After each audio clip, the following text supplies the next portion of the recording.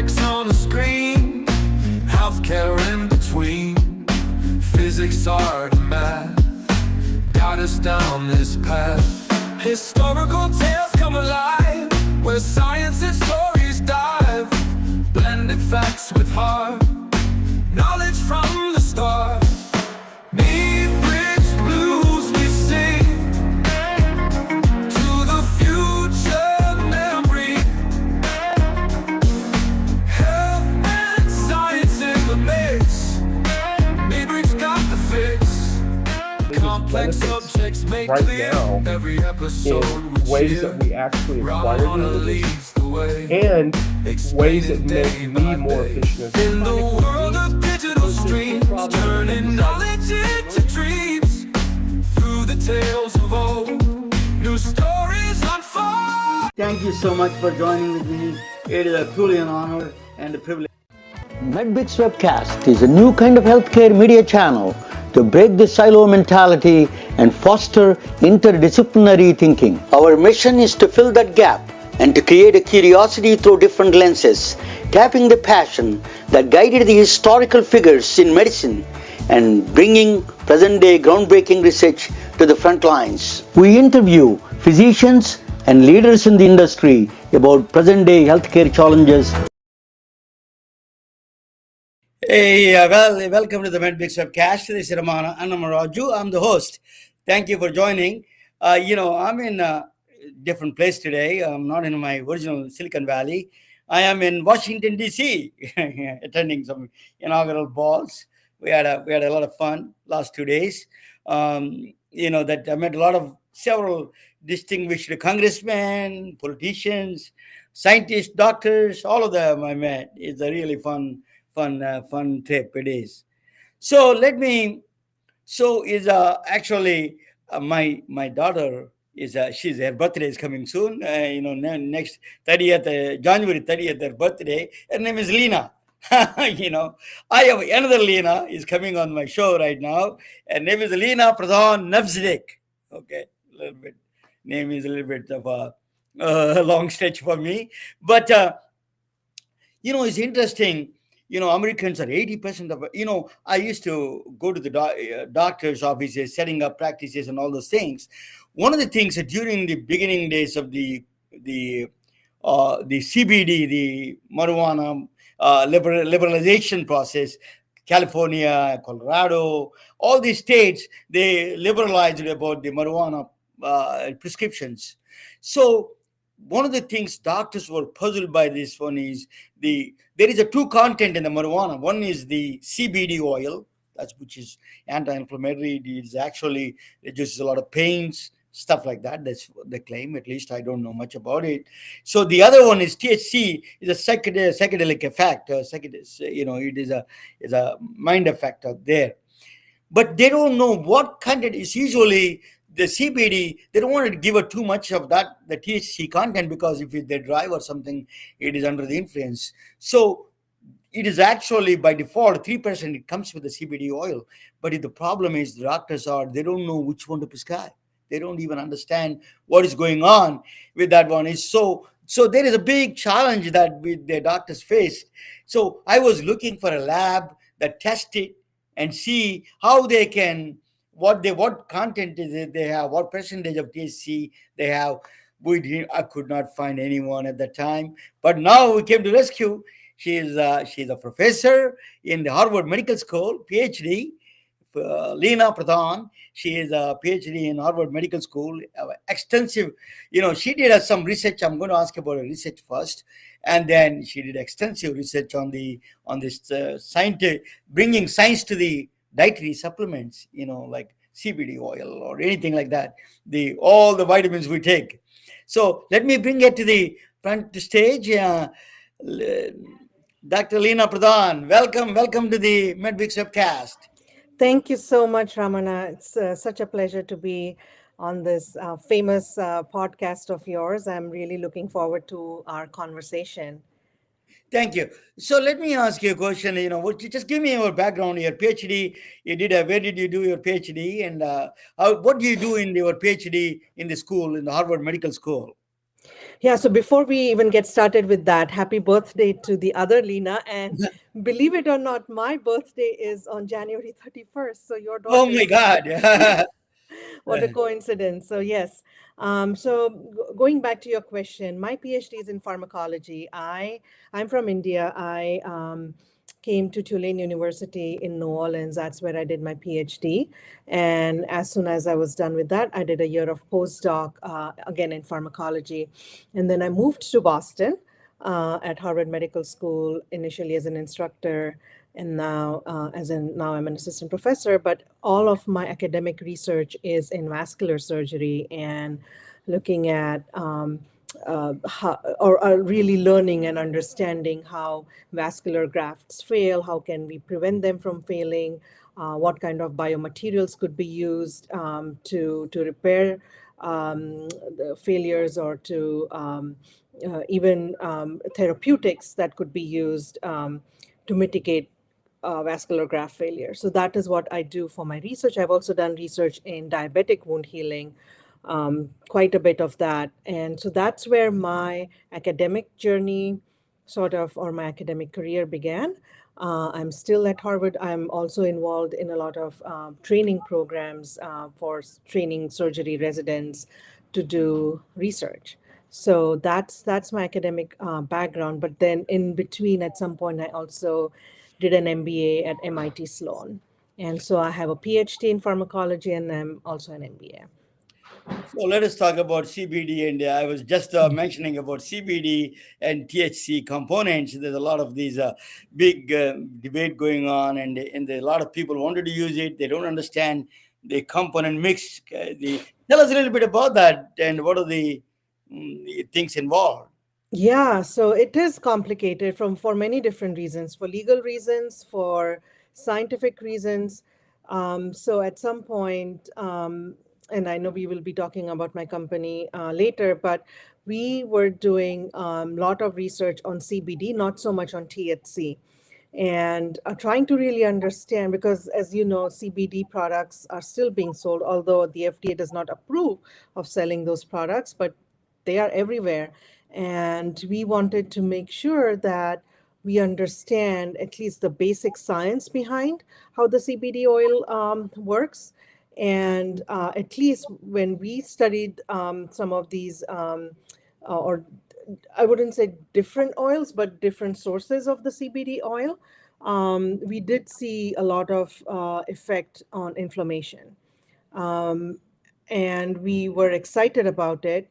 Unfortunately, we had to stop that research because we were applying for some national federal funding, and the agency that we were applying to, does not allow you to do any research on things like CBD if we wanted funding from them. So, but like you said, it's quite confusing. Legally, it's confusing. We don't know, and not just CBD, but any of the botanical ingredients, they're quite complicated, and it really depends on the source where you get them, and not just source, how the plant was grown, how the active ingredient was extracted, what kind of soil conditions, climate conditions, all of those things affect the botanical ingredient. Thereby, every batch is different, and the efficacy of every batch can be different, and the contaminants could be different. So it's quite complicated. It's not like your synthetic molecule, like your ibuprofen. You buy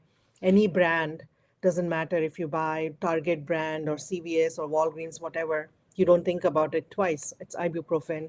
It's the same molecule. That's not the case for any of the botanical ingredients.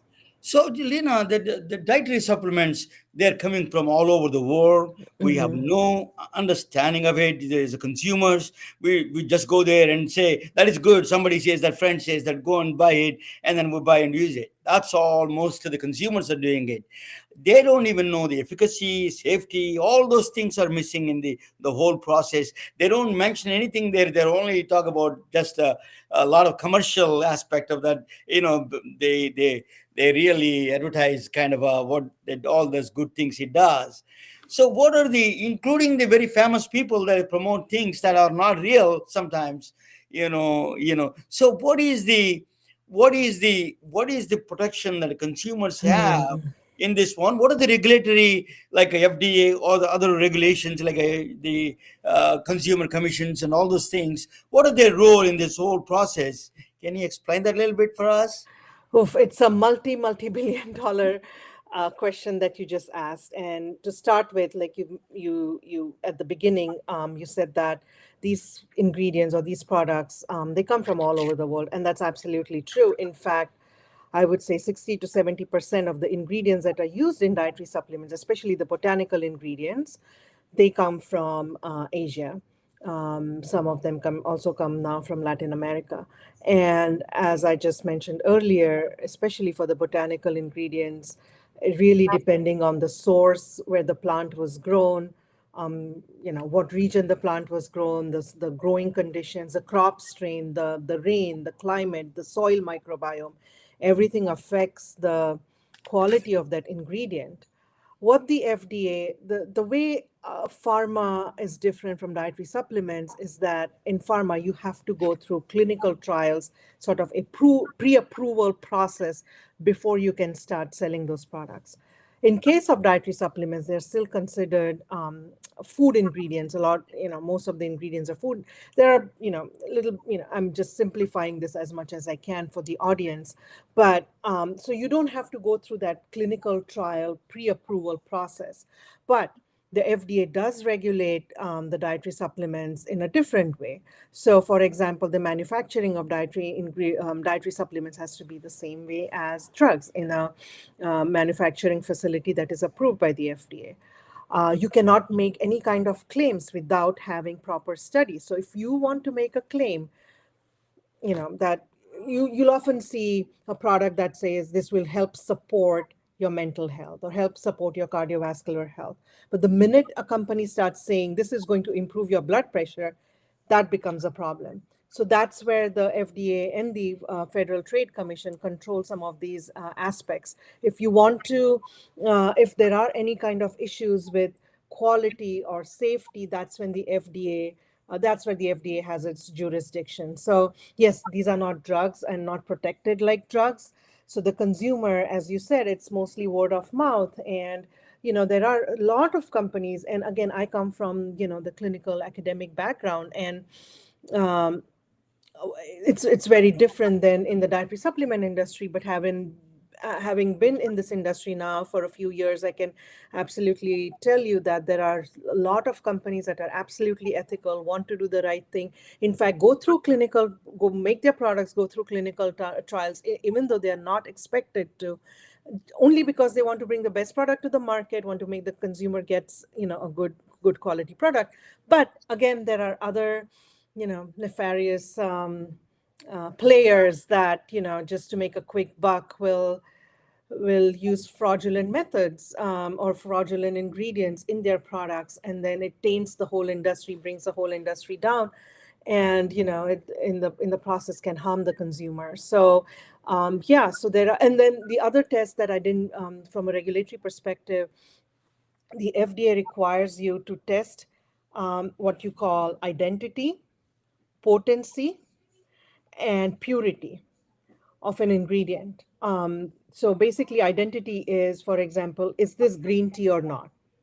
And that has to all be on the label on your bottle. How much of the green tea is in there that has been claimed on the label? That's the second thing. And then you have to look for any kind of common contaminants, including heavy metals or biological contaminants like E. coli, salmonella, things like that. So there are some checks and balances, but not as the efficacy is the part that is not stringently tested. So So that's actually, that's what the point I was trying to get into. The efficacy part, they were saying that the agency is responsible to prove that the claims are wrong. So that is not the company, but the agency as the responsible. So they don't get into that kind of thing. That's why they're very liberal kind of people can claim anything, and then the agency has to prove that the claim is wrong. The responsibility is on the agency, not the manufacturer. Is that right, or some extent? Yeah, you to some extent that's, and again, I'm not a lawyer, but yes, to some extent that's right. And companies like, like my company, we are trying to bring as much science as possible to this industry. And there are other companies too who are trying to do the same. What's changed, I would say, in the last few years is again going back to that point that you made about the consumer, right? Everybody's become digital savvy. And yes, you're right. In the past, maybe you met friends and maybe you called someone and they said, oh, yeah, yeah, I'm taking this. You should try this too. That still happens. But on top of it, everything becomes viral so quickly. So it's good and bad, right? And so if a product is really good, then of course, you're going to get, a lot of consumers, whatnot. But again, on the flip side, if a product is bad, and like you talked about, probably influencers and whatnot, and so it can become like the wild, wild west. But again, the consumers are becoming savvy. They are demanding a lot from these companies. They want to know everything about the ingredient, not just the science, but also where is it coming from? How does the supply chain look like? What kind of packaging is being used? So there are all these um, consumer-driven, I would say, changes that are happening in the industry. the Let us talk about the other aspect of the interactions. A lot of doctors don't know, they take a blood pressure medication and they take something else, so that is I don't know how the adverse effects are there, positive. Mm. Are there any studies done on these dietary supplements effect on the regular interactions with the medications that they take? Are there any pure science or just a guessing game? Where we are at in that stage? Oof, and that's also a huge challenge, right? It's a black box. Because a lot of these ingredients, we don't even know what they do by themselves, right? Then you make a multi-ingredient product. So forget, I'm still not touching the actual drugs or the medications, right? So even in a formulation of natural ingredients, you don't know how those multi-ingredient formulations are going to affect a person. Then on top of that, you now add a layer of a prescription medication, right? And what is that adverse effect? So we don't know a whole lot, and we need to spend a lot of money on research, and research is not cheap. And so, there are studies, of course, that are done, but it's not, you won't find, 50,000 studies looking at this, right? Now, AI is going to help a lot around that, right? Even at Canomics, we have a lot of AI capabilities where, if we want to look at drug, because we know a lot about drugs, because the way a drug comes to the market is by doing that fundamental research, right? What happens at the preclinical level, mechanisms of action at the clinical level, all of that. So we have enough data on drugs. We need to start doing the same thing for these types of dietary supplement type of formulations. And then once we have enough data, then using AI methods, you can see, at least predict drug dietary supplement interactions, just like you can now predict using AI drug interactions. So, but you have to have good data to start with. We have enough good data on the drug side of things. We don't have enough data on the natural product side of things. So, Lina, you and me came from India. So, we are exposed to Ayurveda, food as a. Ayurveda is one of the central theme of Ayurveda is a food as a medicine, right? So that is we all grew up with it, So my father is the doctor. He was practicing both Ayurveda and the allopathic medicine. So he was, the food is a very, he eats right on time, certain, my mother used to cook everything with all the seeds. She never mixed any powders. So it is such a uh, part of our lives that eating the very basic things. What do you bring this to the table? Food as a medicine. The concept is picking up big time in the United States. Even the Senator Bill Fish is talking about it. Tell us a little bit about food as a medicine concept itself, and then we talk about Indian food as a medicine, the traditions of Ayurveda. Yeah. Oh, Ayurveda, as you've used it for centuries, right, in our culture. And like you said, when I was growing up, the same thing, you get sore throat, for example. My grandma's go-to was, even today, my mom will tell me, oh, drink warm milk in the morning or hot milk with turmeric in it. Or, turmeric is the answer for everything, right? In the Indian culture, you get a cut somewhere, oh, put turmeric on it because it's antiseptic. So again, growing up that way, we knew that these things work.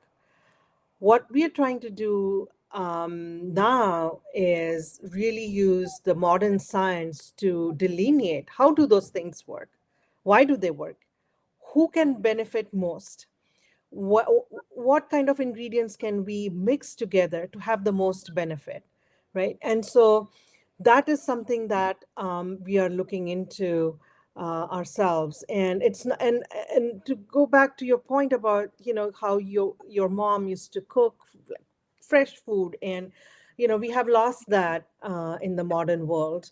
Again, I grew up the same way. We hardly went out to eat. Maybe once or twice or three times a year, I can count on my fingers. Every day was home cooked food.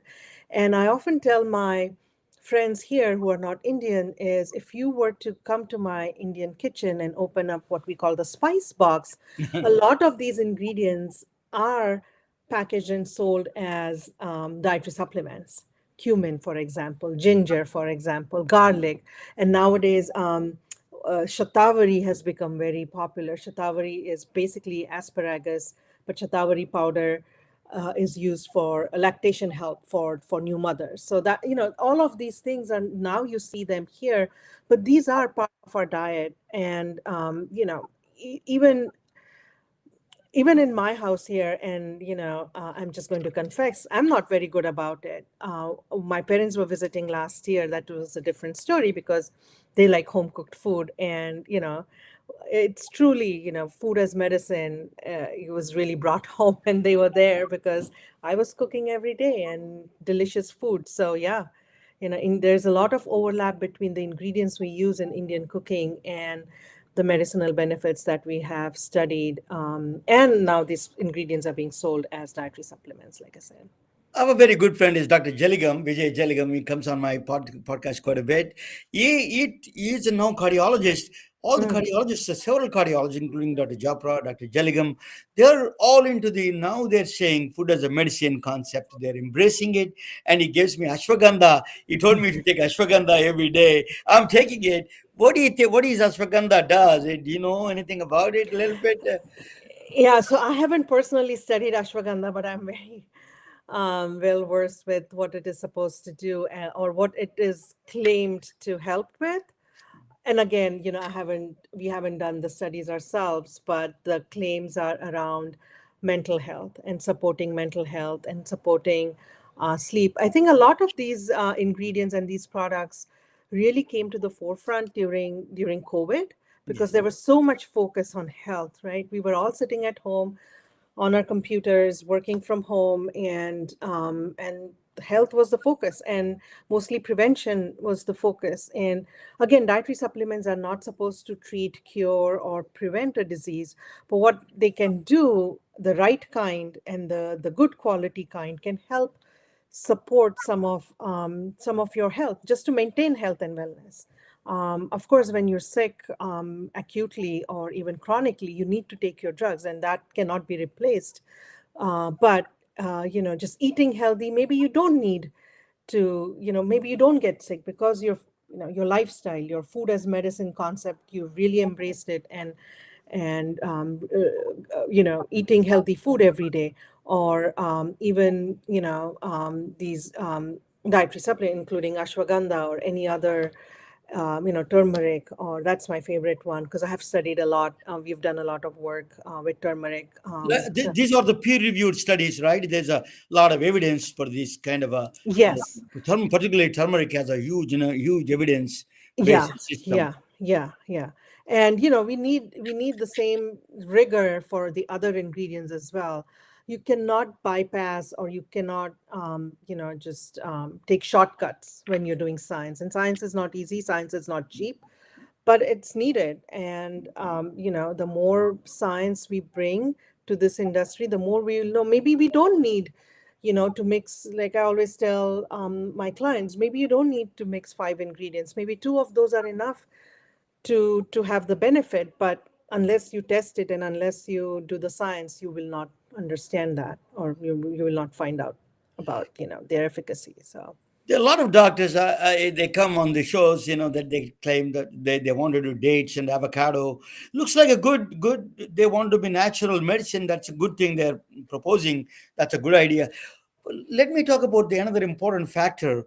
Taking these supplements, absorption factor is extremely Mhm. important, right? Tell us a little bit about absorb. That I took it. That doesn't mean that it's working, but absorption process is not clearly defined. It is a challenging itself, right? Yeah, and again, I'll go to my favorite ingredient, which is turmeric. It's a classic ingredient that we know. It's very hard to get absorbed.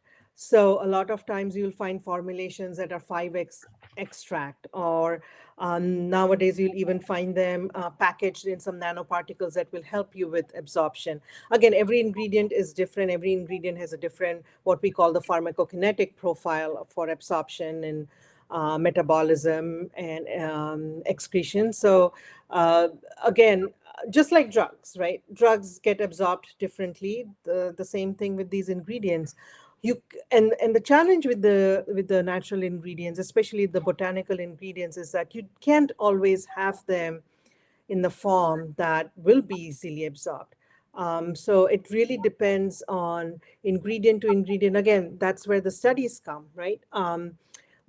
We can do preclinical studies to understand mechanisms of action, but you really need to do either clinical studies or preclinical studies using animals to understand the pharmacokinetics, basically the absorption and the systemic concentrations of these molecules, the bioactive molecules present in these ingredients.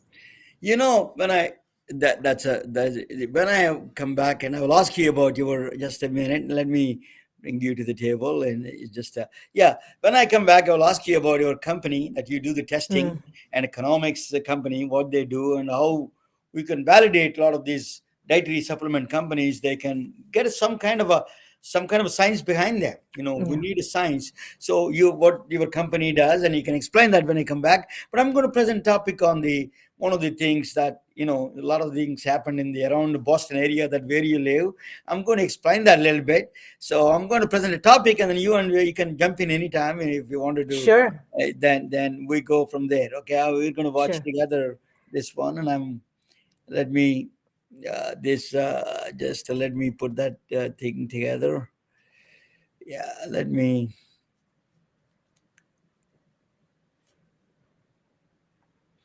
I'm just working. Will No give me problem. something that. Yeah,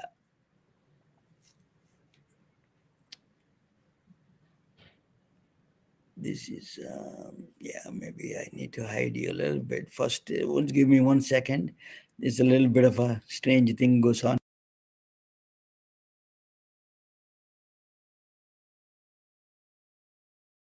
I'm going to. Oh no, this is. I want to do that. Yeah.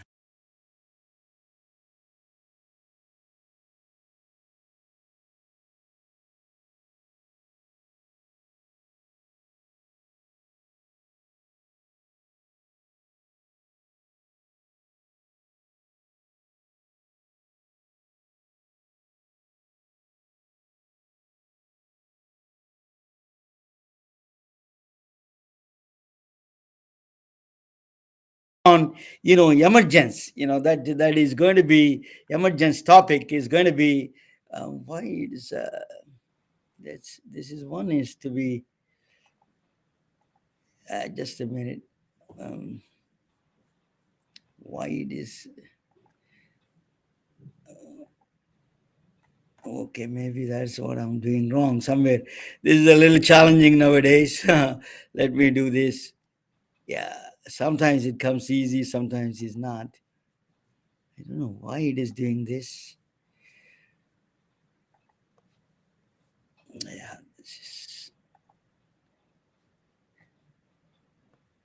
this is okay. Where is the slide is coming? I'm trying to bring this slide. I'm having a little bit hard time.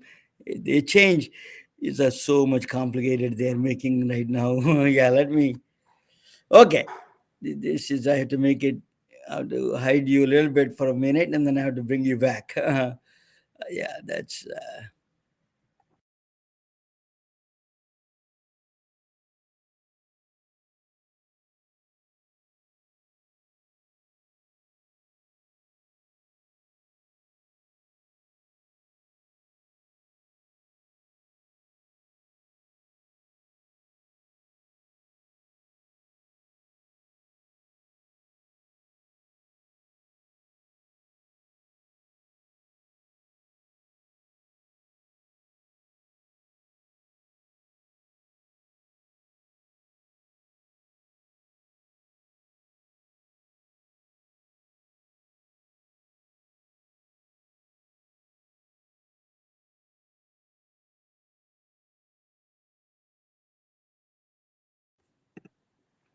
That is a little bit of a challenge right now. I'm having a technical problem. I want to solve this problem, but this is really, really frustrating sometimes. The technology is a frustrating, right? And you are not in your usual A spot. usual That's, place, yeah, yeah. That's yeah, another challenge, right? Yeah, yeah. that is a that is a that is a that is a bigger challenge. But anyway, this is I'm going to present this topic, and that I am the scene.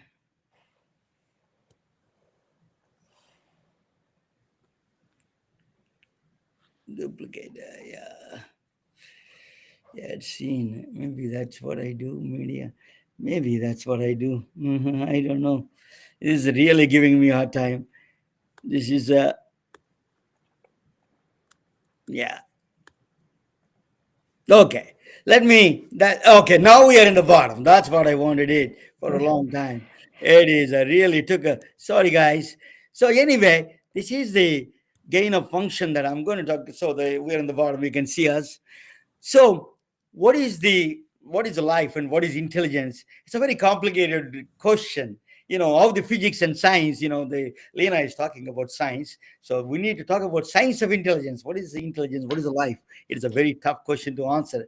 Aristotle to Avicenna and Stout Kaufman is a really still living a legend, a doctor, a medical doctor. Stout Ameroff is anesthesiologist, and Roger Penrose is a very celebrated mathematician, Nobel Prize winner. And then Sarah Walker, she's presently a physics professor. They're all trying to answer this question: what is life? What is intelligence? Because we have artificial intelligence in the center stage now, so we need to understand what is intelligence first. Santa Fe Institute is one of the world leading thinkers association, thinkers institution. He is talking about these kind of a complex subjects. So there is a three kind of intelligence in my view. I can't, intelligence. I'm very hard to define, but I can classify them into in my own way into three ways. Was the human intelligence, animal. We are animal itself, but I separated the animal intelligence from the human intelligence for a classification sake. And the third one is artificial intelligence.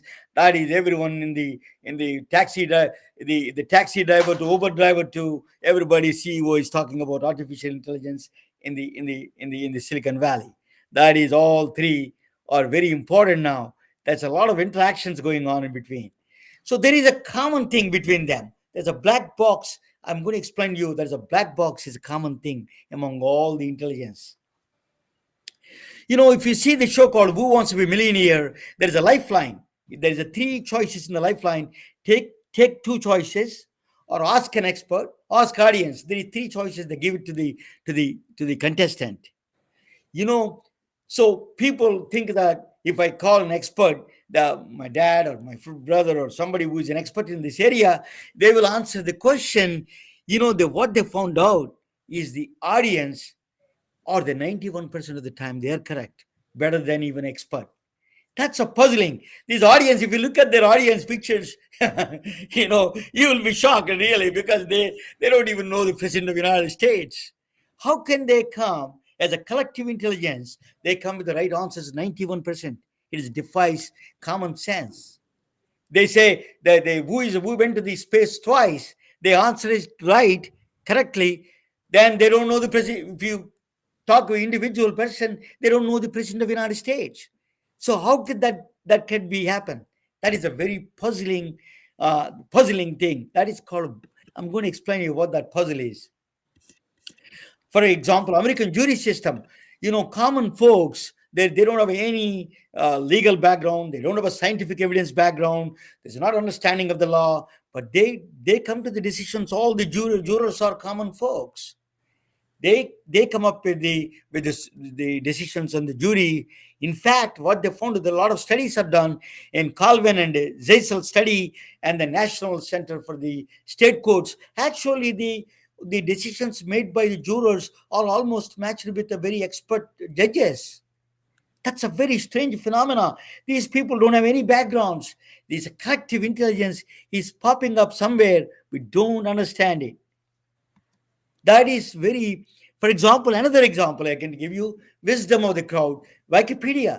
Britannica Encyclopedia Britannica were written by experts and authors from England. But in the Wikipedia, that's the present Wikipedia, written by common folks, everybody did something there. So, but Wikipedia beats the Britannica Britannica, that encyclopedia, it beats 10 to 1. What is common folks? That's a crowd wisdom. This is called wisdom of the crowd. That is a very strange phenomena. That in humans, when they get together, they exhibit a very strange phenomena that is wisdom of the crowd. So wisdom of the crowd emerges from the people. It emerges the wisdom. A bunch of simple people produce a complex solutions, make a complex decisions. That itself is a mystery. That's a scientific mystery. It's not a mystery of my definition. I will tell you what that mystery is. Animal intelligence, for example, ants they're not architects. They don't have blueprint how to build a colony. They don't have a central authority there, but they build a very complex colonies. They come back with the shortest route for the food. How did they do that?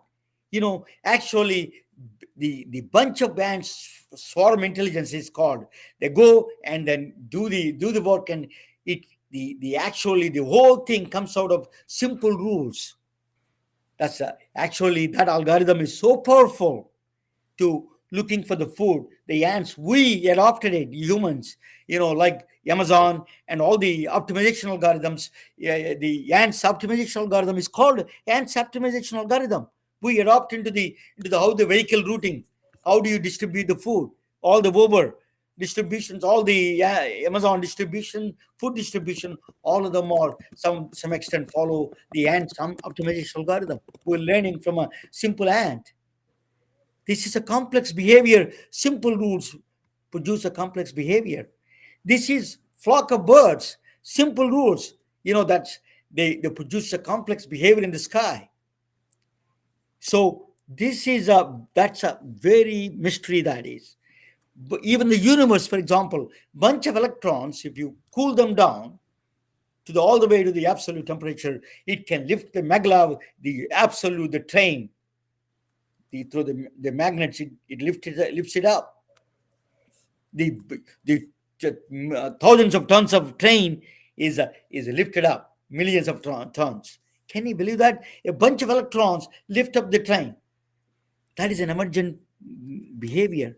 It is a mystery. Human brain, that's a neurons produce only chemicals and chemical electrical signals inside, and then outside is the chemical signals, back and forth.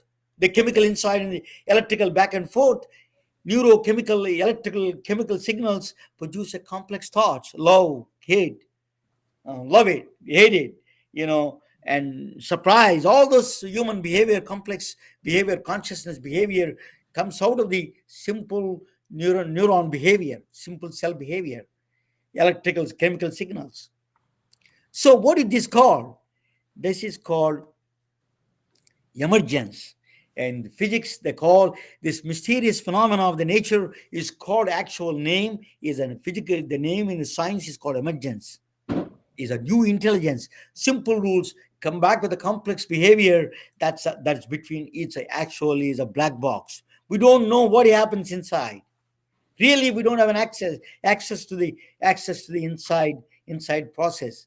That is called emergence. Emergence is a black box. Now everybody is calling you black box. They're not telling you what that is. No laws can explain that emergence. You cannot explain what went on inside. So emergence is a black box behavior. We have no access to it.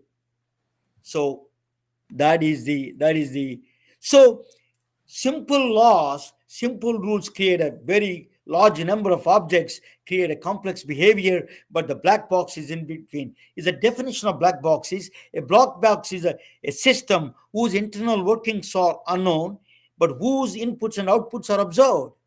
That's a black box definition. That's what we see. So if you see now everybody is talking about artificial intelligence, chat ChatGPT. ChatGPT is a black. There is a black box inside the black box inside the ChatGPT. When they designed it, they did not expect this behavior. Even the architect of the ChatGPT did not expect. It happened in a phase shift. It's a 1 second. It just happened in a day. It's behaving like a human behavior. The output, it started writing like a human. The self-supervised learning has happened in the black box. We don't know how he did it. It's a bunch of data. You train it. You put just the data by brute data won't work. I will explain to you why. Brute data works some extent. After that, it doesn't work. You need to have some intelligence there. That is a machine intelligence is exhibiting this machine intelligence. So data is a brute force, statistical data. You put the bunch of data, you keep on hitting that into the is a transformer algorithm. They call transformer algorithm. That's kind of a framework. So you can bunch of them, the data, you can bombard it. After a particular instant, it does a phase shift, a symbolic. It's try to understand the meaning of the data.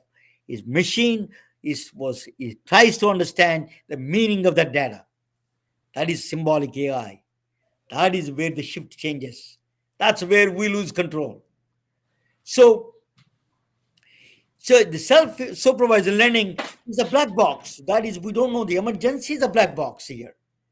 Self-supervised learning, black box, emergence are the different words, but the same meaning, in fact. So artificial intelligence, all the large language models exhibiting the emergent phenomena. That is a scary, a little bit good and bad. I tell you what is good and what is bad. So life itself is emergent phenomena. Stuart Kaufman is a doctor, is a medical doctor, is ECSF, is certified. He's still alive. 1939 he was born. He defined the life is the between the order and a disorder, a age of chaos is between the order. If you put a milk in the tea, that before the black thing that the milk seeps into the tea, that there is a wave comes there. During that change, that is a life, he says. Everything is that interaction is a life. Now, once it is done, it is finished. The homogeneity come there once the tea is over. It spreads across the entire the tea. So during that change, that is a life. That's what he says. Self-organizing principle. Self-organization is the universal mystery. Universe has a property, self-organization. So this large language models exhibiting these outcomes, but there is one problem with the large language models. This is a Stephen Wolfram. He's from Boston, where Leena is from. Actually, he's one of the celebrated mathematicians. He wrote a lot of things, Mathematica. A lot of physics students, mathematics students follow his algorithms. What he did was Stephen Wolfram. He introduced a new concept called reducible computational complexity. What that means, you cannot predict outcome or output until you finish computing. You don't know what the outcome is. You have to finish the computation. So that is a bigger mystery, right? This is, if you apply this process, the bad part of the artificial intelligence I'm going to explain to you is a biological, when you apply to the biological functions. The gain of function is recently during COVID time, everybody was talking about gain of function research. The definition of gain of function is making a virus more transmissible and dangerous. That's what their function of. They make intentionally the virus more dangerous and more transmissible. That's what the goal is. That gain of function. Then they can design the vaccines, and then if they mutate into that new strain, then they have the vaccine ready. That's their goal was. Good intention, but that could be dangerous, right? The problem is with that Omicron, actually in the Boston University, the WTF, I say, not GOF, they took the Omicron virus, which is a very transmissible, that during the, he's born in India or something, that's what they said. That is easily spreading across the planet, very easy to spread. But it did not kill. It was a less dangerous. So these Boston University scholars, the research scientists, they thought, how could we make it a dangerous? So when Omicron affected the mice, no mice died. They took the Boston University. They used a gain of function research that tinkered the virus, and then they mutated into the Omicron S virus. It killed 80% of the mouses are killed during the so dangerous gain of function researches created a very dangerous biological virus. So AI can produce. Are you typing something, Leena? Yeah, I was just looking into the Omicron S. I'm just curious Yeah. about it. So Yeah. it's making but if this is the problem, Omicron virus, the Boston University did the research, did that, and they turned into the Omicron yes virus, very dangerous virus. It is so. After that, the government, White House passed a lot of laws. They're confused about it. People don't even know what the gain of function real definition is. Everybody has their own definitions they throw around there. It's a black box. Gain of function is a black box because of unpredictable outcomes can generate. It is an emergence. It is an emergent property. Gain of function is an emergent property. You do not know. You have no access to it. How it comes out at the end. In fact, Andy Pushak lab in the Johns Hopkins, he tried to do that, and then actually nature beat him before he predicts what is going to be outcome. It produced, and he got sick already with the influenza virus. He was not doing the COVID virus, but he was messing with the influenza virus. He got sick without, but before he predicted anything. So this is a very, very um, bad part of the virus. Then you add the artificial intelligence of the quantum computers. What is a quantum computer? It is a natural language. It is understanding you, understanding the your joy, your love, your happiness, relationships, concepts. Then it becomes a very dangerous one. And then you use the AI on the top of it. It is a really can produce good a lot of good things it produce, and also it can produce a bad things there. So, biological evolution, the biological evolution takes a longer time. For example, if the people who get sickle cell anemia, that the African Americans get that, it takes, for example, it is the people that they develop, the reason sickle cell anemia came into the picture because they got the this gene mutation to protect from the malaria in Africa. They came down here. So there is not much malaria here. That became that the gene got in the process of disappearing. So one or two appears that became the sickle cell anemia. That's why the African Americans have the disease. It came from Africa to protect. Actually, it is for good. It was very originated for the reasons of good to protect the malaria. But we have humans have the evolution takes a longer time. We have a slow and steady, we can respond. For infection like COVID-19, we can respond. But if you talk about AI, the large language models or AI, you ask a protein to produce a deadly virus, it can produce speed of light. That is, we have to watch. There's a lot of bad actors there. So gain of function research may not be the wise idea to, on the top of it, you give the gain of function research to the foreign countries. It's not a wise idea. That doesn't make any sense. It's not too smart. So, but AI can change the world of healthcare. One of the things is we are struggling with the American healthcare system is a paradox. Access, quality, and the cost is going up, and we need to bring it down. That is a very complex system. So that's why we can do things through AI. AI can analyze medical images. It can detect the breast cancer much easier because the mammograms are very hard to detect breast cancers. Assist with the diagnosis, it does. Manage patient records. We have a huge records and data. Scheduling appointments is one of the complex. Scheduling is one of the most complex Yeah. things. And file claims, it can do all those things. It's a lot of things it is really is going to do. But Jan LeCun says that is a is a chief AI, but there are people who are not worried about the AI. Is one of them is Anne LeCun. He says human intelligence is very powerful. He says that he won the Turing Award. Is a very well respected. He is a chief. Is a New York University professor, and he's also chief meta officer for the AI. He says that real world mapping is not there. That's why we don't have a lot of understanding of the real world mapping is not there in the AI. Maybe there, maybe we reach in along in the future, but it's not there yet. The real world mapping. The other one is mask autoencoder. This is like image processing. If you give a partial image of Leena, for example, I can recognize my daughter. So but the artificial intelligence cannot do that because it has the freedom of choices or too much freedom of degrees. Creating objective. Why I came to Washington D.C. to attend inaugural or whatever the functions I want to attend. I have an objective. The machine has no objective. There's a strange guy from Google engineer said that he's a sentient. The Gemini became a sentient human being.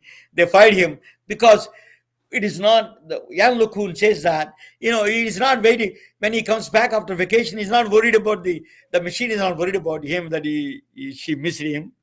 so he has a.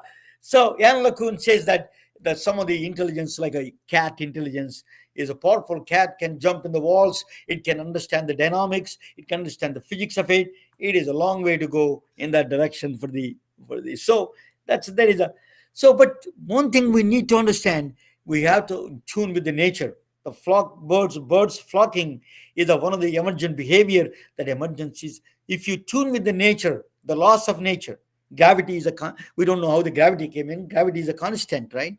There are 27 or 37. There are so many constants in the physics. We don't know how it came from. They came from. So same thing. We don't understand a lot of things. So better to tune with the nature, work with the nature. I think we can solve a lot of problems. And then we need to be careful a little bit about the AI. That's my view. It is we need some kind of regulations on AI. So thanks for watching. Let me bring Leena back to the. Let me see what she says, and then we can do that. Let me. Okay, Leena, welcome back. Oh, So thank you. This was fascinating. I learned so much in, last 10, 15 minutes. thank you. So it is a new kind of a concept that Yeah. everybody's black box. They talk about it. I wanted to explain that what is a physics, a scientific point of view. Science is behind everything, as you say. You do science. Let us talk about the. Let us talk about the science. The dietary supplements. We have a big problem. We need a science behind it. You do your lab. You create a lab. Tell us a little bit about your company and your lab, what they do. Just give us Yeah. a background of that. So my company is called Canomics. It was started by myself and two of my colleagues from Harvard Medical School, Dr. Manoj Bhasin, and Dr. Frank Legerfo. Manoj is one of the leading scientists in the field of genomics bioinformatics. He is now professor at Emory University in Atlanta. And Dr. Frank Legerfo is a world-renowned vascular surgeon. And the three of us worked together for many years in our academic labs and collaborated for many years. And we started Canomics. The idea was each one of us had our personal reasons to start looking into dietary supplements and the functional ingredients. Both Manoj and I, we grew up in India, so that was our angle.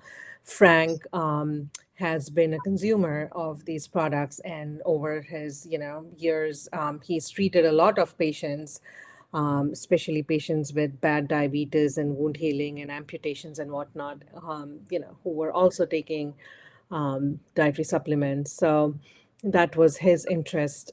So we started Canomics, and our what we do at Canomics is really use our expertise, our individual and collective expertise. We just talked about collective intelligence. I'll use that term, our collective intelligence, to really bring scientific rigor to the dietary supplement industry. And like I mentioned before, one thing that is missing in this industry is really doing rigorous efficacy-based studies, and that's what we do at Canomics. We have a lab, and we look for how does a given ingredient in its individual form, or a combination of ingredients in what we call a multi-ingredient combination, affect human genes and thereby human health and wellness. And so, what we do in our science is we use commercially available human cells. These are the same type of cells that are used in your pharma drug preclinical studies. And we expose those cells or treat those cells with a dietary supplement ingredient or a dietary supplement formulation, and then ask that basic question: how does that affect human genes? And we know through methods of bioinformatics and genomics what these genes are involved in, what kind of human health and wellness conditions these genes can affect. And so that's what we look for. What we do is basically preclinical work, but we also can test materials or specimens that we can get from human studies. Again, we ask the same basic fundamental question: how is gene expression affected by anything? So that's what we do, and our real goal is to make sure that the consumers, like you talked about it earlier, how does a consumer know if it works or not? And that's a very common question. How do I know it works? Am I just taking something hoping that it will work? So that's why just we have the tools, we have the science. Why just leave it to luck, right? And so that's what we are doing.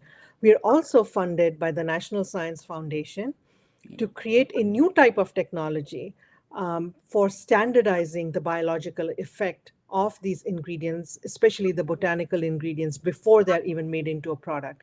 And we can do that by testing them from every batch. Like I talked about it, every batch of the botanical ingredients, especially, they change from, dependent on, again, where they're grown, crop strain, etc. And there's no way to really look at or test a given ingredient for its biological effect. Let's say a company is using turmeric from some supplier in India. What if that supplier is unable to provide that, whatever that turmeric is? What if that company now has to source it from Peru? Is that turmeric the same? So that's what we are trying to do: standardize the biological effect And of these also, we botanical don't know what the ingredients. content, the other content inside, they sometimes they put in, right? They could put Yeah. salt inside also, right? Yeah, that's a good point. And like I said, most companies want to do the right thing, but then there are those fraudsters who want to make a quick buck. For example, lead acetate is a common Yeah, contaminant slash adulterant. yeah. There is an ingredient that we are creating a standard for, which is elderberry, which also became very popular during COVID times because it has been claimed that it has positive effect on inflammation. And so, but the challenge with elderberry is it takes a long time to grow an elderberry plant so that it can start making elderberries that can be used in these products. And in fact, in the United States, we don't have. I'm actually working with a couple of farmers to help them figure out which of their elderberries would have the best effect. Most of the elderberry that we use in the United States comes from Europe.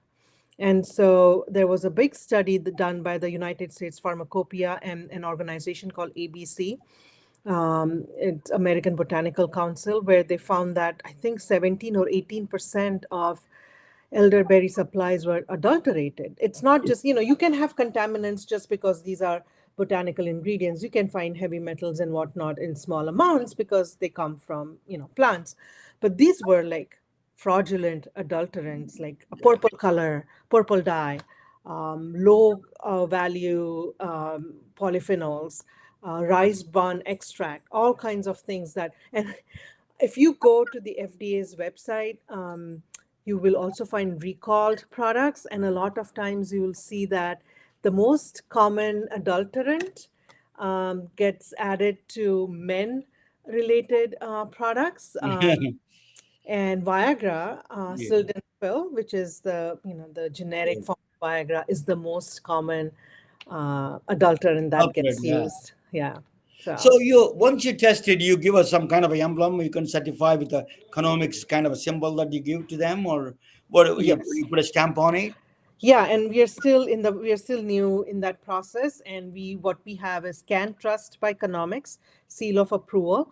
So that can be used for what we call the product validation type of testing, where we do in-depth efficacy studies that I talked about earlier, single ingredient, multi-ingredient formulation, where we test for a product, its effect on 20,000 plus human genes, and do all kinds of bioinformatics analyses and whatnot. So that's like your one-time study that we do for product validation. Now, once you have figured out, okay, I'm going to mix these three different ingredients, I have to source these three ingredients on a regular basis. So then we can create that biological effect standard for each one of those ingredients. And then on an ongoing process, now you don't have to do the full validation study. All you need to do is look for the quality. And again, we can give you the Can Trust by Economics seal of approval. That service is not launched yet. We just got our $1 million funding from the National Science Foundation in July of 2024. So we are still building on the technology. However, we are in the beta phase of testing for my favorite ingredient, that is turmeric. We had also phase 1 funding from the NSF that we used to create that prototype testing for turmeric, that now we will be using over and over for other ingredients that we want to onboard on this platform. But we are beta testing turmeric right now, samples right now as we Yeah, we speak. need a science for the dietary supplements people are consuming left and right. So we need a companies like you. Thank you, Leena. It is a privilege and honor to have you. We need your science. We need your companies, kind of a companies like yours, to test it, and then we need the across. That's a very important function you're doing, and really work. That's a real work. Thank you so much, and happy birthday to you and my daughter at the same time. Happy birthday to both of you. It's Yeah. very interesting. Both of you born on the same, more or less, same day. Thank you all. Thank you for joining. Yeah. Thank you so much for having me. And before I log out, I just want to give a sort of a teaser. We are also, you talked about how can consumers make decisions about what products to buy. Economics is coming out with a tool. We are a B2B. We basically work with normally with other companies, but this time we thought that we took it upon ourselves to really help the consumer make those buying decisions based on science. So stay tuned, and soon you will hear about our new tool that will help you make decisions about buying dietary supplements. Thank you so much. I thoroughly enjoyed, and that lesson was just. You asked me in the middle if I was typing, and I was like frantically looking up all these things that I had never heard about. So, thank you for that nice presentation. Thank you. Thank you, Leena. That is Leena Pradhan from www.canomics.com. You can reach her there. Thank you all for joining. I really enjoy. Good night, and see you. See Good you night, soon. everyone. Good Thanks. night, Thank you, everyone. everyone. We are retelling their stories through our patented designs that can be worn on scrubs, t-shirts, printed on conference bags, and endless other promotional materials. Daily Wear for Medicine is the first ever of its kind to create curiosity in medicine through visual art. We at MedBricks are celebrating unsung heroes of the past who made enormous contributions to the field of medicine through our unique campaign called Daily Wear for Medicine. You can wear it, carry it, and give it.